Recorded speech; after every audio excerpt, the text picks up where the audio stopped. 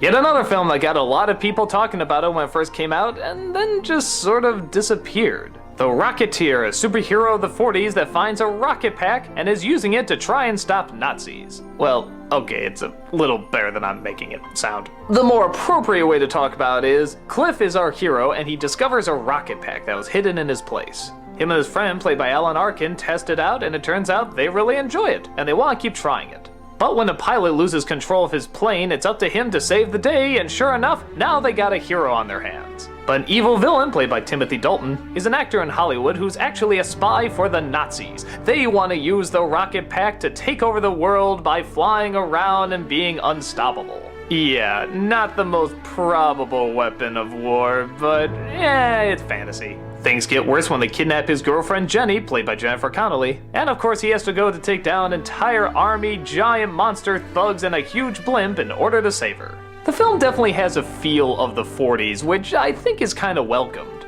The same guy who directed this also directed Captain America, and it shows. They both sort of have the same feel to them. Even the hero is kind of similar. And speaking of people in this movie, this one has a lot of big names that were not yet big names. But one of the reasons I really like this film is that while you're watching it, you're saying to yourself, these people should be big names. Because they're all wonderful performers and they do a great job portraying these parts. The only one that never went on to anything was the Rocketeer himself, and I feel kind of bad. I thought actually he was a pretty legit lead. I don't know, maybe the part just wasn't written complex enough for him to shine, but I thought he actually did okay. The effects probably use a little too much of the green screen technology, but there's still lots of scenes of him flying around on his own too. Is there a lot of action in terms of punching and firing guns and stuff? Not really until the end. Most of it is just watching him fly around. But like I said, these characters are really likable, and there's sort of a good mystery to it as well. It has a lot of dark, gritty moments, but it has a lot of lighthearted fun also.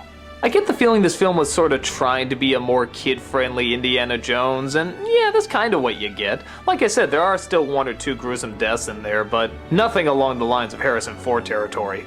My guess is maybe that's why it didn't quite catch on. I think people probably did want to see him punch out a few more people or see a little bit more of a bad but I don't know, for a basic action adventure, I think it's fine. It's creative, it's funny, it's got its dark elements, it's got a fun villain, it's got some fun side characters. I don't think it's grand, but I think it's good. I don't know, if something like Captain America can be released and do okay, I think this one should get the same treatment. So go check it out and make its popularity soar again.